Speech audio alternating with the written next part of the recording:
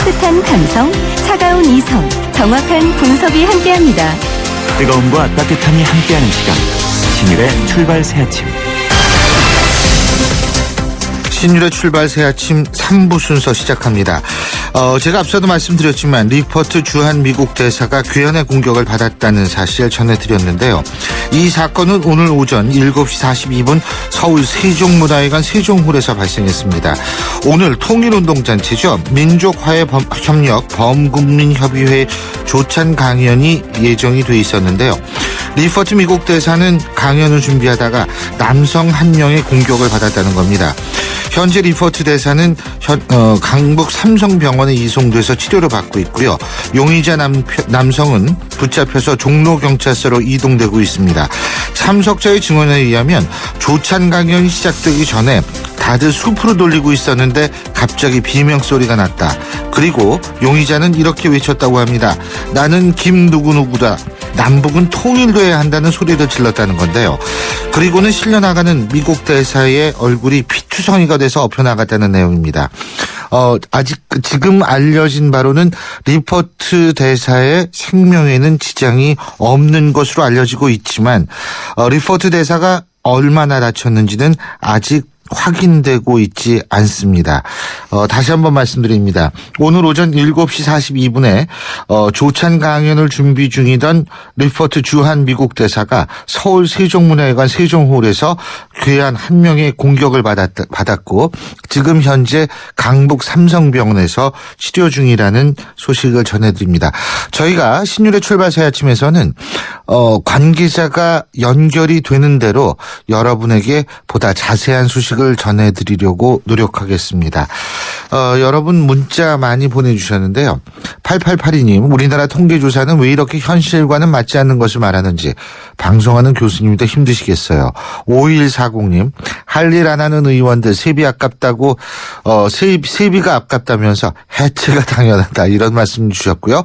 4708님, 김영란법 보면 국회의 꼼수라는 생각이 들어서 국회를 국민이 믿지 못하는 것이라 생각됩니다. 0710님, 담뱃값 혐오 사진이 흡연자의 행복 추구권을 침해한다는 말에 아침부터 크게 웃었습니다. 0277님, 출근길에도 항상 듣고 퇴근해서 항상 보고 있습니다. 수고하세요. 이런 말씀 보내주셨는데요. 어쨌든 오늘 아침 지금 리퍼트 주한 미국 대사의 이 괴한에 의한 습격 소식 저희가 계속 들어오는 대로 여러분에게 전해드리겠습니다. 열정을 되찾고 싶은 직장인을 위한 책 티모스 실종 사건, 오늘 문자 보내주신 분들 중에서 몇 분 선정해서 책을 보내드리도록 하겠습니다. 신율의 출발 새 아침 3부 순서 시작합니다.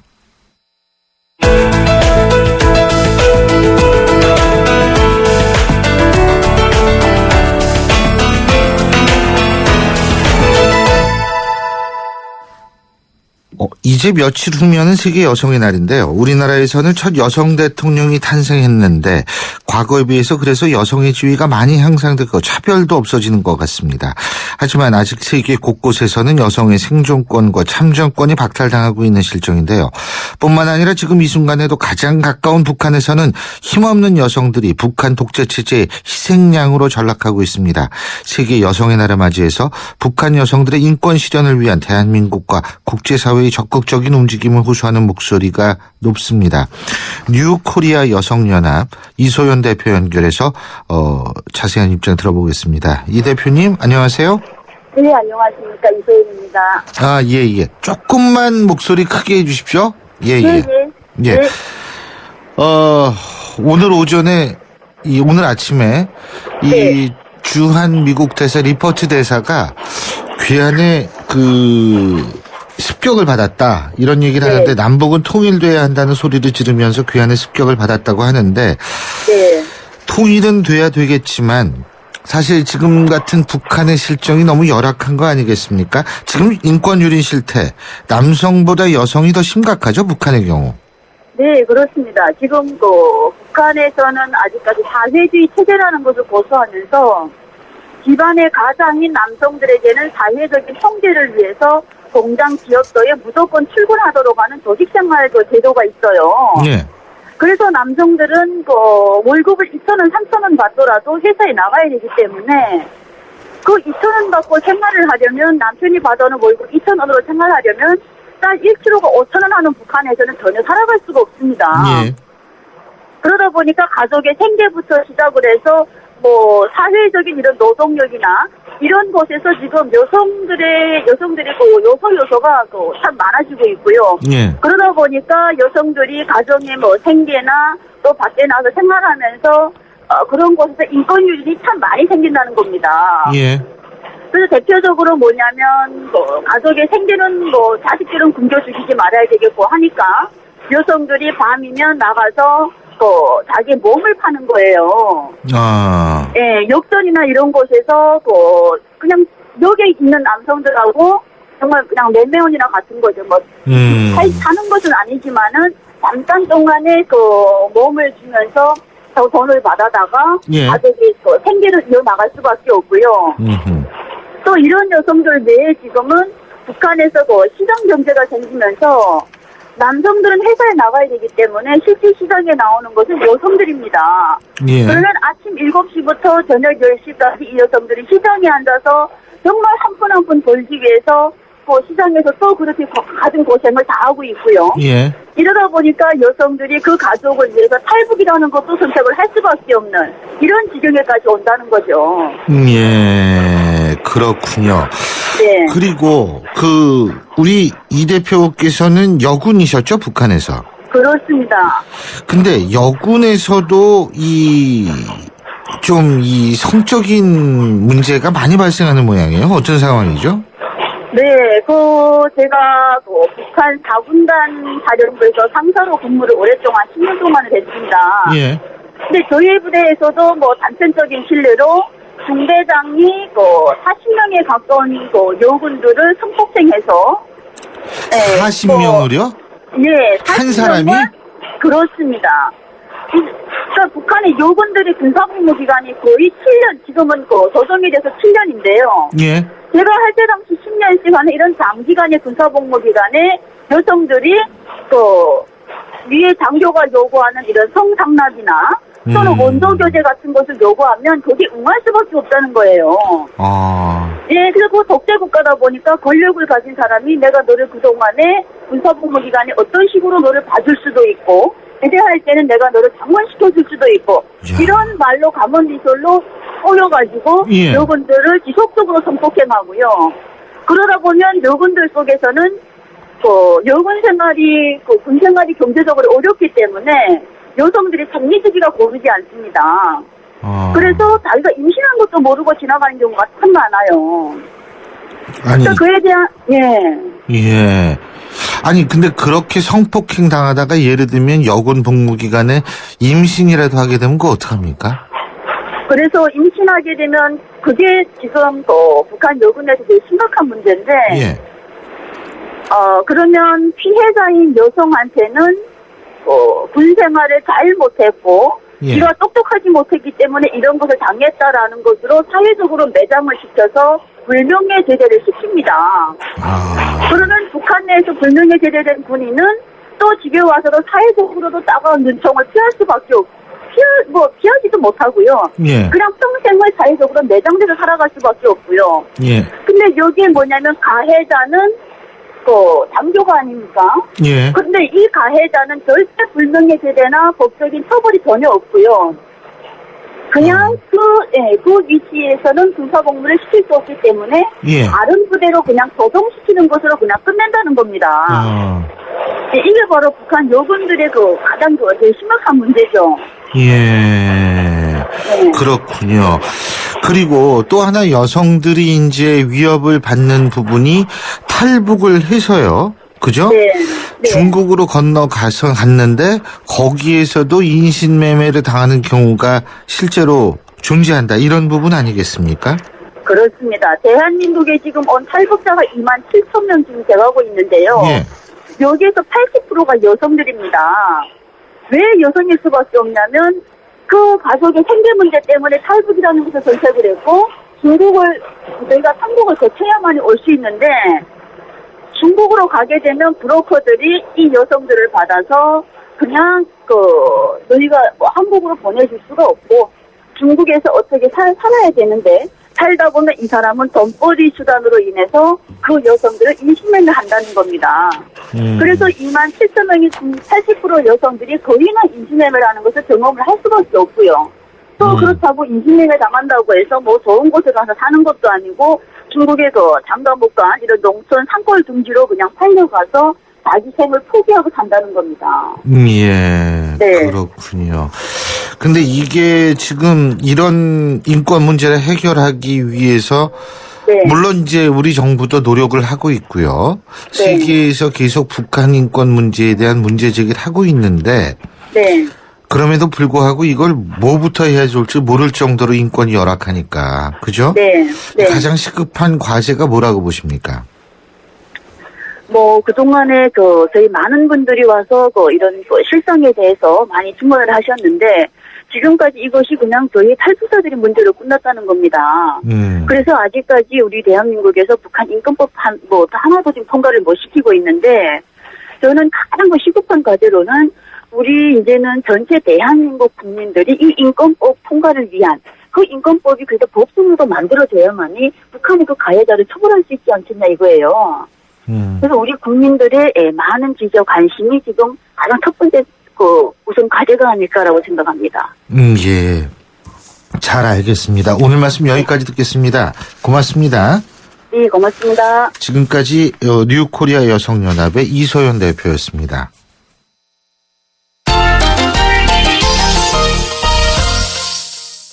스포츠 뉴스 알아보겠습니다. 경향신문 김세훈 기자 연결합니다. 김세훈 기자. 네, 안녕하세요. 안녕하세요. 기성용 선수가 잉글랜드 프로축구 프리미어리그에서 우리나라 선수 한 시즌 최다골 기록을 작성을 했네요. 네, 공격수인지 미드필더인지 구별이 안 될 정도로 최근에 골 소식을 계속 전해오고 있습니다. 오늘 스완시티하고 토트넘하고 프리미어리그 28차전이 열렸었는데요. 예.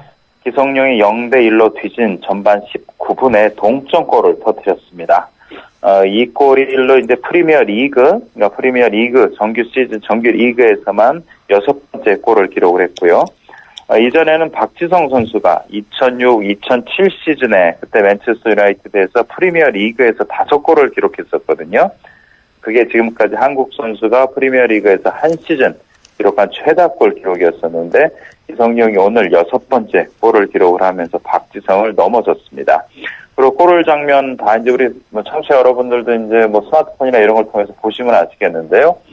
왼쪽 측면에서 아주 각이 정말 없는 그런 가운데서 골을 아주 기술적으로 기가 막히게 넣었어요. 아마 웬만한 공격수도 저렇게 슈팅하기 쉽지 않겠다라는 느낌이 들 정도로 아주 절묘한 슈팅을 때렸습니다. 기성용 선수가 패스 성공률도 92%, 그리고 평점도 팀 내에서 최다인 7점 이렇게 받을 정도로 아주 좋은 활약을 이어가고 있죠. 예, 그렇군요.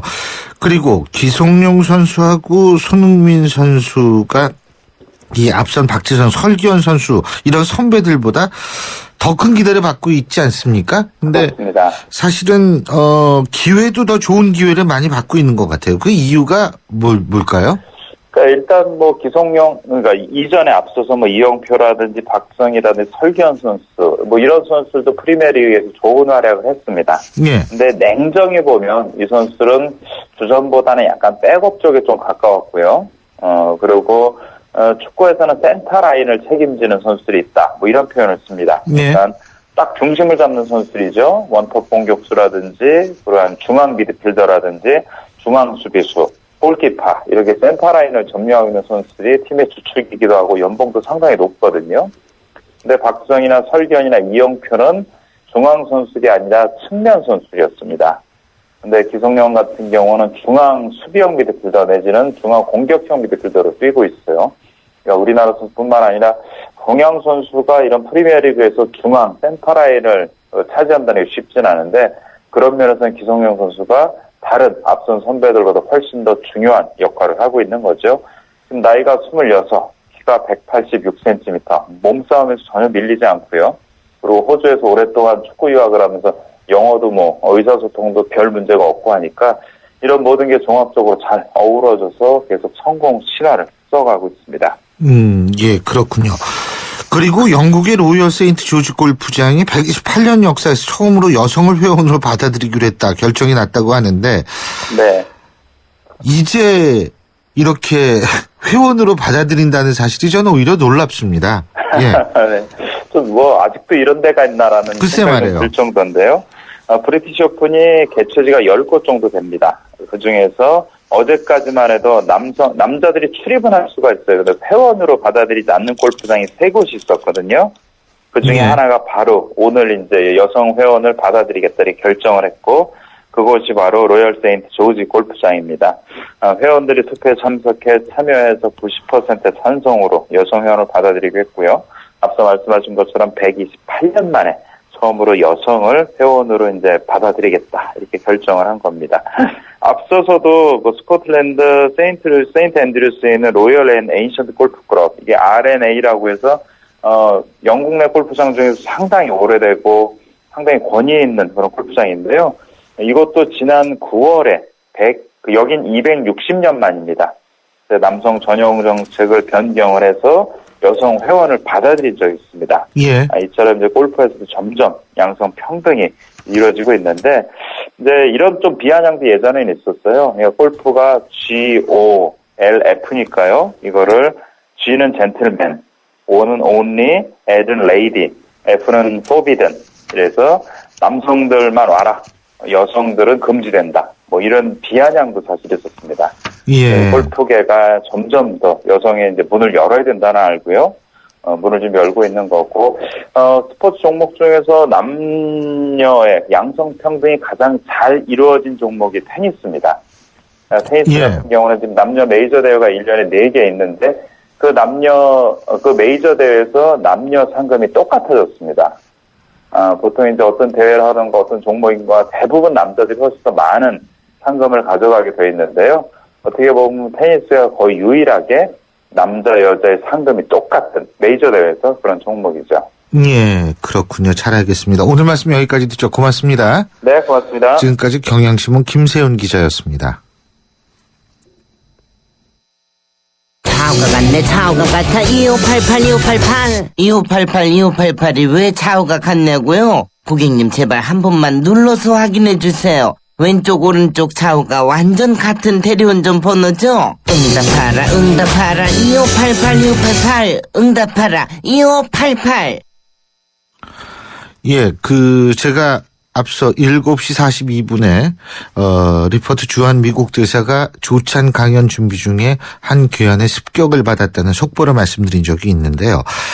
지금 현재 이 용의자는 55세 김모 씨로 알려지고 있고요. 본인이 30년 동안 전쟁에 반대해왔다고 주장하면서 남북 통일을 해야 한다, 전쟁 훈련 반대해야 한다, 이런 구호를 외치면서 리포트 대사를 공격한 것으로 알려지고 있습니다. 저희 제작진이 지금 취재해본 결과 이 용의자는 민화협 행사장에 종종 나타났었던 사람이다. 그리고 지금 정확한 것은 아닙니다만 알려진 바로는 정신질환을 앓고 있었던 사람으로 지금 저희가 파악하고 있습니다. 보다 자세한 소식이 들어오면 여러분들께 신속하게 전해드리겠습니다. 신율의 출발 새 아침 3부 순서는 여기서 줄이고요. 잠시 뒤 4부에서 뵙겠습니다. 올해 중학교에 진학하는 민성이. 중국인 엄마를 둔 이른바 다문화 가정 어린입니다. 한때는 한글이 서툴러 친구들과 어울리기가 힘들었지만 이제는 의젓한 중학생이 될 날을 기다리고 있습니다. 하지만 민석인의 형편으로는 새 교복을 사 입는다는 게 큰 부담입니다. 여러분의 정성으로 교복을 선물하시면 어떨까요? 민성이와 같은 많은 아이들이 새학년을 보다 밝게 시작할 수 있을 겁니다. 2015 YTN 라디오 연중 캠페인 함께 들어요 대한민국, 기아대책과 함께합니다. 대한민국을 고발합니다. 대한민국을 고발합니다. 오늘은 학교 얘기를 좀 해볼까 합니다. 이번 주에 대부분 대학들이 개강을 했죠. 대학가 하면 떠오르는 것들이 이 학부모 입장에선 등록금, 입학금, 그리고 이 청년 실업 문제 이런 것들이 떠오르는데요. 최근에는 기성회비도 큰 이슈였었고요. 오늘 이런 부분에 대해서 좀 자세히 알아보겠습니다. 지금 스튜디오에는 참여연대 민생희망본부 교육팀장이시죠. 이광철 변호사 그리고 참여연대 안진걸 협동사무처장 두 분 나와 계십니다. 안녕하십니까. 어서 오십시오. 안녕하세요. 이번 주에 이번 주 월요일부터 이제 개강을 했죠. 예. 예. 근데 대학가의 가장 큰 이슈 뭘까요? 예, 아무래도 학기 초니까 수강 신청도 있겠지만은 등록금, 국가장학금, 입학금, 청년 실업. 근데 이제 기성예비. 3월 2일 날 기성예비 관련 법이 통과됐거든요. 이제 사립대생들은 안 내니까. 예. 그게 이미 1999년도에 수업료로 통합됐었고 국공립대생들은 기성예비가 이름이 등록예치금이라는 거로 나온 거예요. 이번에 기성예비라는 이름이 안 나오고 법원에서 기성예비가 불법 부당하다고 판결이 계속 나오니까 예. 대학들이 꼼수로 기성예비라는 이름 못 쓰니까 예. 등록예치금이라는 이름을 써갖고 그게 큰 화제가 되고 있습니다. 예. 예. 지금 제가 앞서 말씀드린 대로 리퍼트 주한 미국 대사의 피습 사건 현장에 있었던 한국교총 회장 연결해서 현장 상황을 자세히 듣고요. 또 지금 현장에서 대책 회의를 하고 계시다고 합니다. 지금 저희가 전화 연결해 보겠습니다. 회장님 안녕하십니까? 회장님 안녕하십니까? 예, 안녕하세요. 예. 신윤심이세요? 예, 신윤입니다. 교수님. 네, 안녕하세요. 예, 안녕하세요. 아까 현장 상황 어땠는지 잠시 말씀해 주시죠. 예, 오늘 아침 초청 강연 리포트 대사가 오셨는데요. 예. 오셔서 도착을 하고 난 후에 강연을 들으려고 환담을 헤드 테이블에서 식사를 하려고 환담을 하다가 식사를 하려고 고개를 다쓰고 식사를 하려고 하는 순간에 거의 한 2, 3초 만에 옆에 테이블에서 순식간에 이 대안이 달려와서 소리를 지르면서 저희들은 영문도 모르고 있다가 탄을 들고 있는 것도 모르고 있다가 이렇게 대사를 공격해서 얼굴에 피가 흐르는 순간에 저희들이 다 덮쳐가지고 제압을 했는데 거의 의도성을 가지고 목표성을 가지고 한 바람에 얼굴에 박근혜 대통령께 예전에 당대표 시절의 상황과 그렇죠. 거의 동일한 상황이 됐습니다. 그래서 바로 리포트 대사는 이 상처를 꼬여안고 차로 후송돼 갔고요. 예. 저희들은 제압을 해가지고 경찰이 올 때까지 있었는데 끝나고 나서 저희들이 지금 단계에서 확인한 바는 이미 일본 대사 취임식에도 가서 테러를 돌을 던지고 해가지고 이미 구속된 전력이 있고 이미 정신적으로 문제가 있는 정신질환 사람. 가능성이 있는 사람이다. 정신질환은 여기서 파악됐는데 오늘 여기에 초청된 사람이 아닙니다. 예. 근데 이분이 초청을 자기가 참가 신청도 안 한 사람인데 예. 여기 와가지고 안면이 좀 있답니다. 옛날에 시민운동을 했던 사람이니까. 예. 그래서 그냥 참여를 시켜줬는데 바로 이런 일이 있어서는 안 될 일이 벌어져서 정말 대단히 충격에 좀 그렇죠. 담겨 있고 우리 대책위원회를 구성해서 지금 문제에 대해 예. 미 대사관과 내도 유감도 표시하고 또 회의를 그런 내용도 정리를 하고 있습니다 지금. 안녕하세요 회장님. 네. 지금 말이에요. 그러니까 이 덮친 용의자가 면도칼을 사용한 건 맞죠? 면도칼보다도 더 큰 것 같습니다 제가 보기에. 면도칼보다 나중에 이게 무슨 개량 한복 같은 걸 입고 있었는데요. 예. 거기서 이게 색깔이 비슷하니까 예. 나왔는데 면도칼보다는 더 큰 칼로 이루어졌습니다. 아. 제가 정확하게는 못 봤는데, 예, 왜냐면 예. 순식간에 이루어져서, 예. 칼이었던 것 같습니다. 아, 그러면 리포트 대사가 좀 부상이, 물론 생명에는 지장이 없다라는 소식이 전해지고 있습니다만, 상당히. 네, 부상이 상당히 큰 걸로 제가 느껴지는데, 순식간에 또 리포트 대사도, 갔는데, 나중에 보니까, 거기에 선혈이, 예. 핏방울이 이렇게 몇 개 탁자에 떨어져 있었거든요. 예, 예. 가시고 난 후에. 예. 그러니까, 칼을 찌르고 나서 피가, 예. 계속 뚝뚝 떨어졌다는 거거든요, 제가. 거기에 그리고 공격한 부위가 상당히 얼굴에서 우리가 속칭 얘기하는 급소형 쪽이 아닌가. 그러니 얼마나 의도적이었느냐. 그래서 참, 정말. 얼마나 놀라셨겠어요. 아니, 놀란 이게, 미국 외교관 아닙니까, 외교관. 그렇죠. 미국 대사를 네. 넘어서서 대한민국의, 각 나라 국가의 상임 대표를 국민이 이렇게 공격하는 게 있을 수가 있겠습니까? 이게 우리 대한민국이 지금 그렇죠. 대외적으로 너무나 부끄러운 일이 벌어졌고 여기서 판단해 보기에는 대한민국 우리 건국 70년 역사에 또 세계사적으로도 이 외교관을 대표 대사를 그건 말도 안 되는 얘기죠. 공격한 경우가 없었는데 정말 이 안전 문제도 그렇고요. 우리 이 세월호하고는 좀 성격이 다르지만 예.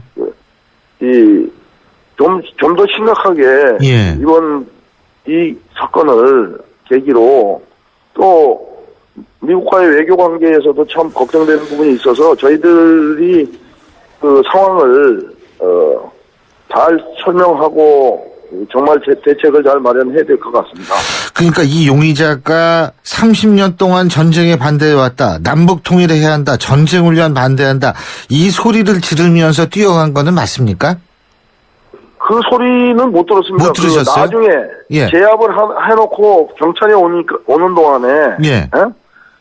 경찰이 오는 동안 시간이 걸렸어요. 한 5분 내지 10분 걸린 걸로 아는데 그 기간 동안에 입을 막을 수가 없지 않습니까? 예. 제압을 해가지고 엎드려 있었는데 예. 계속 소리를 지르는 겁니다.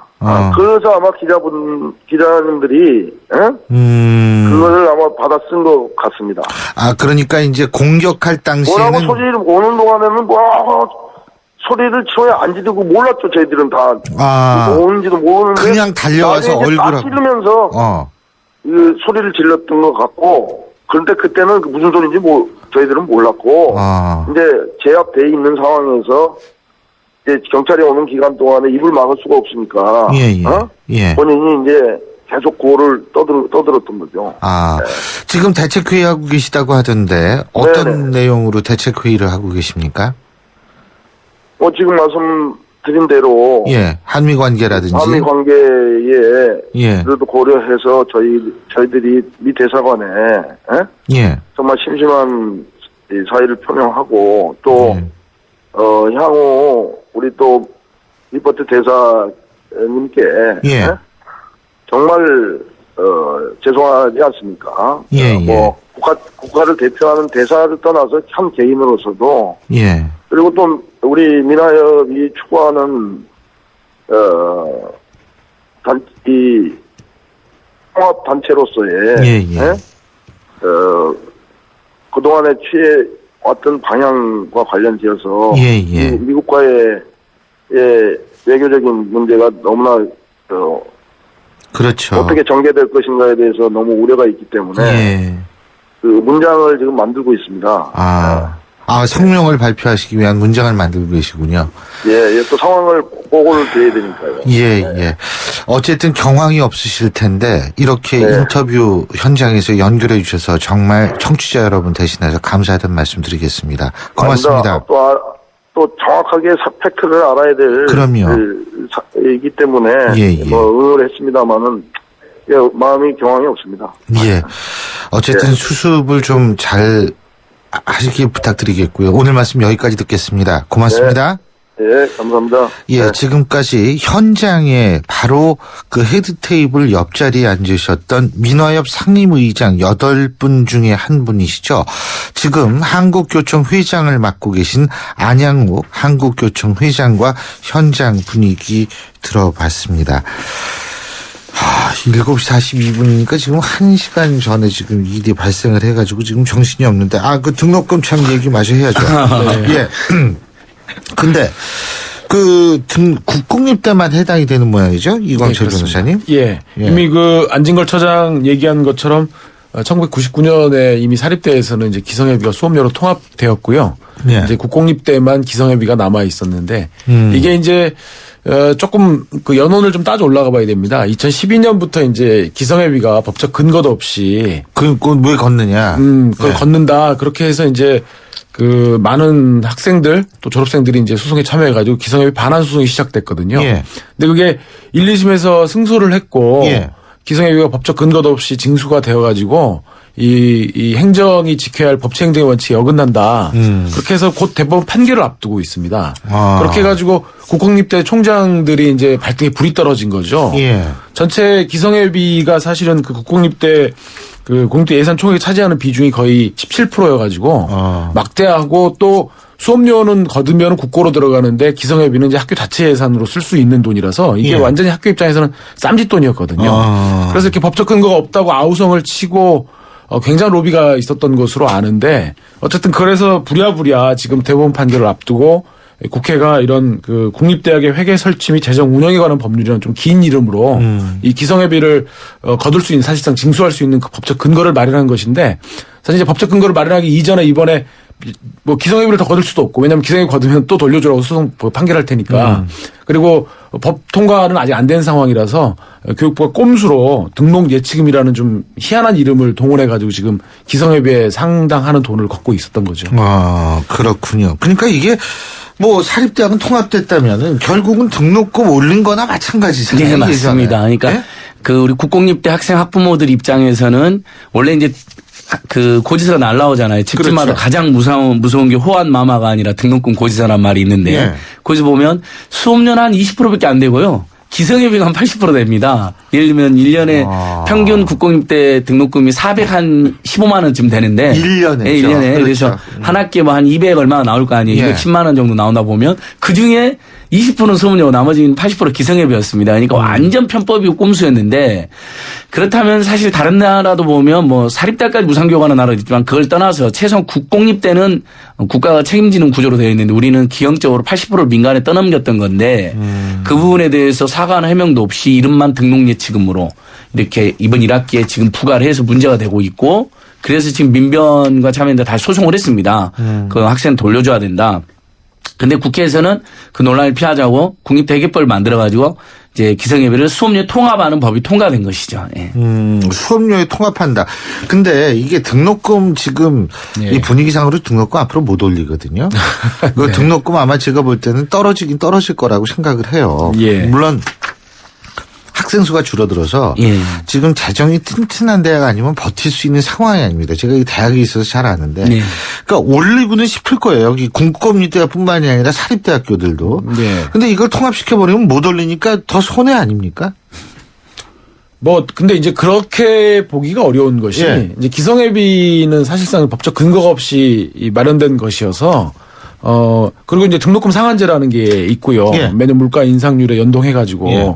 이제 그런데 그동안 사실은 그 기성예비는 그 등록금 상한제 적용을 받지 않았던 거거든요. 이제 그랬던 상황이어서 사실은 전체 그 통합을 하면 올리지 못한다 이거보다는 당장 그 등록금에 포함되지 않았던 금액을 등록금에 포함시켜서 그러니까 더 올리는 거죠. 그렇죠. 더 실질적으로 올라간 거고요. 아. 예, 그렇게 봐야 되는 것 같습니다. 근데요, 이 국공립대학은 진짜 아까도 잠깐 이 변호사님께서 말씀을 하셨습니다만 이게 세금으로 운영이 되고 예. 그래서 등록금이 싸고 그래서 이제 학생들이 더 많이 가고 예. 이런 데인데 이거를 이렇게 한다는 건 이해가 안 돼요. 그러니까 그렇게 기성예비를 편법으로 유럽은 국립대학 돈 한 푼도 안 받습니다. 뭐 사립대까지도 무상교육 해주는 나라도 많은데요. 뭐 심지어. 근데 원래 그런 취지로 만들었는데 국가 재정이 어렵다는 이유만으로 기성이라는 걸 강요로 해가지고 기성의 회원도 아닌데 기성예비를 강제 징수한 겁니다. 예. 그래서 법원에서 그 불법 부당하게 얻은 거 돌려달라는 판결했으면 예. 상식적인 정부나 나라라면 그동안 불법 부당하게 얻은 거에 대해 사과하고 이제부터는 국가가 책임지겠다. 국립대가 많지도 않습니다. 우리나라 대학에 20%도 안 되거든요. 뭐 각 지역에 한두 개씩밖에 없잖아요. 20%나 돼요. 20% 훨씬 안 되죠. 그러니까 이제 몇 개 안 돼요. 10개. 네, 맞습니다. 각 지역에 광역지자체 보면 한 두세 개 정도 있습니다. 이게 뭐. 도립대학까지 합하면 그렇게 도립대까지 되겠죠. 하면 한 서너 개 되죠. 왜냐하면 예. 뭐 그 지역에 거점 국립대학이 있고 예. 도립대가 하나 있고 그다음에 해양대학이라든지 이런 특수대학들이 있어가지고 이제 예. 그다음에 뭐 경찰대, 카이스트, 육사 이런 데가 다 국립이잖아요. 그렇죠. 근데 여기서 하나 생각해보니까 재밌는 게 경찰대, 카이스트, 육사 이런 데는 완전 무상교육을 해요. 그렇죠. 맞습니다. 근데 정작 거기는 보면 부잣집 아이들 학생들도 많이 있거든요. 근데 정작 가난한 보면 이제 교수님 모르죠. 우리가 예. 실제로 예. 다 그렇다는 게 아니라 예. 부자들 예. 정작 가난한 학생들이 서울 오고 싶어도 못 와가지고 부산대, 제주대, 전남대, 뭐 경북대 이렇게 많이 가잖아요. 저기서 보면 우리 저 또래들도 그렇고. 명문대학들이죠. 예, 그분들에게는 돈을 받는다는 거예요. 1년에 420만 원 가까이. 그리고 또 형평에도 안 맞습니다. 진짜 그러고 보니까 형평성의 원칙이 없나요? 아까 이제 신일 교수께서 말씀하신 바와 같이 예. 이제 예전에는 국공립대가 이제 등록금이 싸다 그랬지 않습니까? 맞아요. 사실은 근데 이 국공립대가 이제 꼼수를 부리는 것이 등록금은 이제 교육부의 허가도 받아야 되고 하면서 이 야금야금 기성예비를 많이 올려왔거든요. 그러면서 사실상 국공립대가 등록금이 싸다라고 하는 사실 그런 좀 신화 뭐 이런 것들도 지금은 내실을 따져 들어가 보면 아무 의미 없이 돼버렸어요. 격차도 얼마 안 나고. 그리고 이게 형평성 지금 말씀하셨는데 예, 예. 자 서울시립대 같은 경우에는 반값 등록금으로 한다고 그래서 등록금 팍 내렸죠. 예. 강원도립대도 마찬가지인 모양이에요. 강원도립대는 예. 놀라운 아마 청취자들께서 야 어떻게 그러셨냐 1년 등록금 30만 원입니다. 1년 등록금이 30만 원. 15만 원입니다.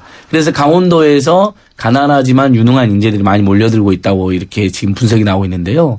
그러니까 같은 또 국공립대 중에서도 어떤 데는 국가가 전폭적으로 지원하고 어떤 지자체는 또 이렇게 충북도립대, 강원도립대, 전남도립대, 서울시립대는 반값 등록금 또는 무상교육에 가까운 교육을 하고 이게 정말 형평에도 문제가 있고 실제로 이제 교육이 가장 중요하다고 했을 때 돈 걱정 없이 대학을 다니게 해줘야 되는데 그렇다면 그런 모델로 가야 되는데 이번에 정부가 등록 예치금을 걷고 기성예비를 강제로 수업료 통합한 건 그런 모델을 거부한 거라고 볼 수 있습니다. 아니 그리고 무슨 예치금이기는 근데 대학이 전당포도 아닌데요, 그렇죠 교수님?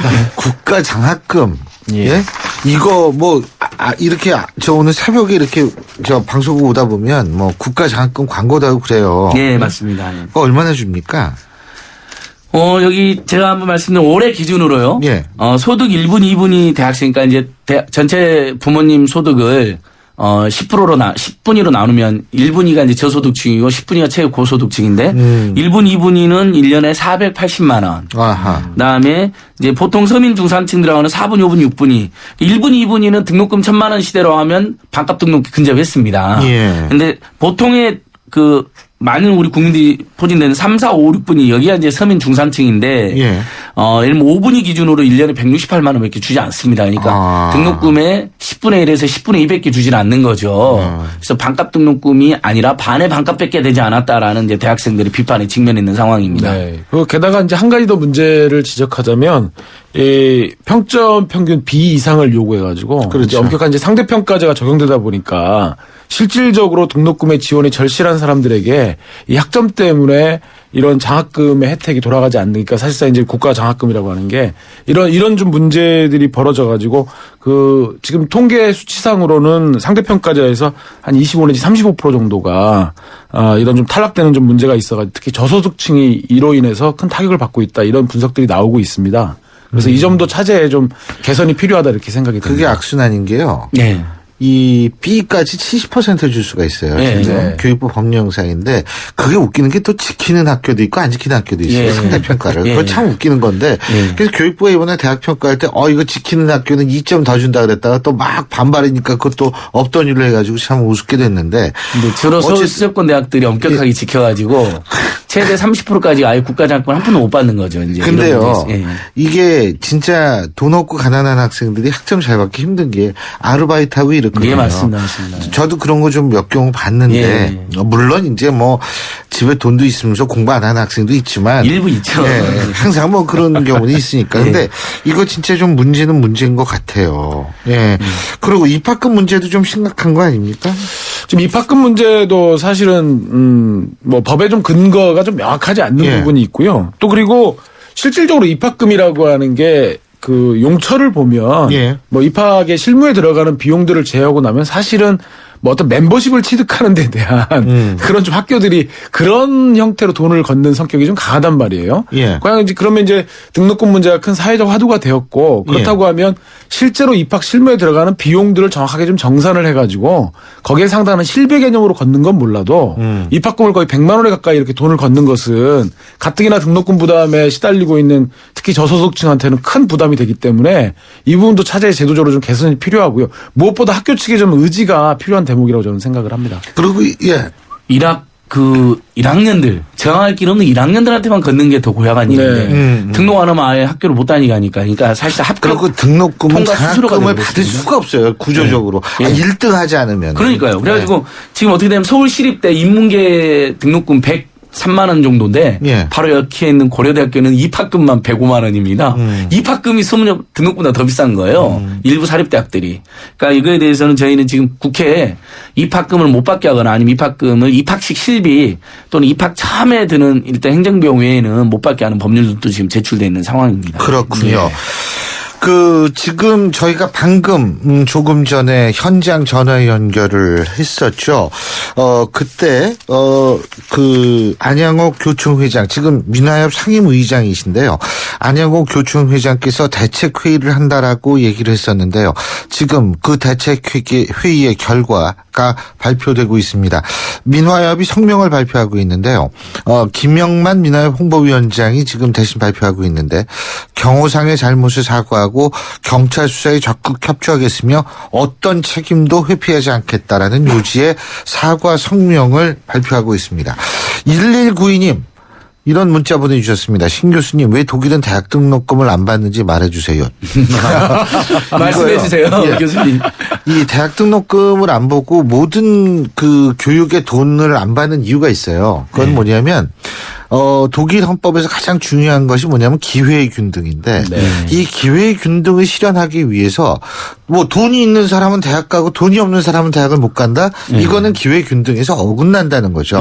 그래서 기회의 균등은 마땅히 국가가 보장을 해줘야 된다는 취지에서 그 이후의 경쟁이 어떻게 되는 거는 개인의 문제지만 국가는 최소한도의 기본적인 기회의 균등을 마련해 줘야 된다는 취지에서 대학뿐만 아니라 모든 교육에 그 돈을 받지 않고 있고요. 그리고 독일 대학 같은 경우에는 바펙이라는 게 있습니다. 예, 바페크. 예, 바펙이라는 게 있는데 이거는 뭐냐면 간단히 얘기한다면 학생들 생활비까지 정부가 대출해주고 이 공부하라는 얘기거든요. 그러니까 뭐 알바하지 말라는 얘기예요. 쉽게 얘기한다면. 예, 맞습니다. 독일 국적자인 학생들 같은 경우는 바페까지 받게 되고. 근데 그게 또 환수율은 그렇게 높지가 않아요. 그러니까 졸업하고 입당된 경우도 있는 것 같은데 어쨌든 그리고 독일에서 장학금 굉장히 많거든요. 그 장학금이라는 거 정당 장학금도 있고 장학금이 많은데 우리나라 정당들은 돈을 딴 데 쓰나 봐요. 장학금도 많은데 그 장학금도 생활비로 쓰라는 거거든요. 왜 등록금을 안 내니까 바로 이런 게 답이 됐는지 모르겠습니다. 어쨌든 국가 장학금이라든지 뭐 이런 거에서 학점 문제도 있고 그죠? 그리고 이 국가 장학금이 지금 뭐 몇 조가 책정이 돼 있다고 그러던데 맞나요? 원래 이제 박근혜 대통령 공약은 2014년에 4조를 달성하는 걸로 돼 있었는데요. 올해도 지금 3.6조밖에 되지 않아서 지금 공약 파기 논란이 있는 상황입니다. 그러니까 현재 예상 수령액은 대학생 1인당 288만 원인데 받는 학생 숫자가 120만 명 되지 않습니다. 전체 대학생은 300만 명, 대학원생까지 하면 330만 명인데 실제 등록한 학생은 210만 명이라고 쳐도 절반 정도밖에 지원을 못 받는데 그 금액은 평균 288만 원이니까 반값 등록은 안 되고 반의 반값 정도고 나머지 이제 대학생들은 이른바 소득 기준, 소득 9분위 10분위는 못 받게 돼 있고 그다음에 성적 기준으로 이제 많은 대학생들 탈락하는 게 이제 가장 큰 문제가 되고 있습니다. 변호사님은 그럼 대안을 어떻게 고쳤으면 좋으시다고 보세요? 그러니까 우선은 이제 좀 두 가지 말씀을 드리고 싶은데요. 우선 좀 지금 교수님께서 독일의 사례들을 말씀해 주셨지만 국가의 좀 미래를 내다본다는 차원에서 인식의 전환이 무엇보다 필요하다. 예. 이게 뭐 교육이라는 게 교육받으면 교육받는 사람이 출세하고 다 자기 개발하는 거 아니냐. 그러면 그런 사람들이 자기 돈 내가면서 해야 된다는 그런 수익제 부담의 원리가 사실 정부 당국이라든지 정책 결정자들에게 좀 뿌리 깊게 박혀 있는 것 같거든요. 그래서 교육이 좀 미래를 책임지는 가장 중요한 그런 수단이라는 점에서 이런 교육에 대한 국가, 사회의 투자 이런 것들이 우선적으로 좀 필요하다는 인식의 전환이 필요한 것 같고요. 그러한 기조하에서 박근혜 대통령도 후보 시절에 여러 가지 교육 정책들을 내놓고 그 핵심이 이제 사실 반값 등록금 아니었겠습니까? 그래서 누구나 공부하고 싶어 하는 사람들에게 기회의 균등이라는 차원에서 박근혜 대통령께서 스스로 공약했던 반값 등록금의 그 제도의 원형 그대로 실천하는 것이 필요하다. 이 두 가지 말씀드리고 싶습니다. 알겠습니다. 우리나라 대학은 언제 이런 모순과 문제 덩어리에서 이게 벗어나야 될지. 저도 대학에 있는 사람으로서 참 그런 생각 많이 해요. 진짜 많거든요, 모순이. 오늘 말씀 여기까지 듣겠습니다. 고맙습니다. 네, 고맙습니다. 예, 지금까지 참여연대 민생희망본부 교육팀장을 맡고 있는 이광철 변호사 그리고 참여연대 안진걸 협동사무처장 두 분과 함께했습니다. 사장님, 복잡하고 까다로운 세금 신고, 장부 작성, 재무 진단은 어떻게 해결하세요? 당연히 세무사에게 맡기죠. 고용산재보험 사무대행. 청년 후견인 업무도 해결해주는 든든한 파트너니까요. 세무사를 알아두는 것이 세월의 지혜입니다. 한국세무사회. 신율의 출발 새 아침 저희가 준비한 순서는 오늘 여기까지입니다. 전 내일 아침 7시 15분에 다시 찾아뵙겠습니다. 고맙습니다.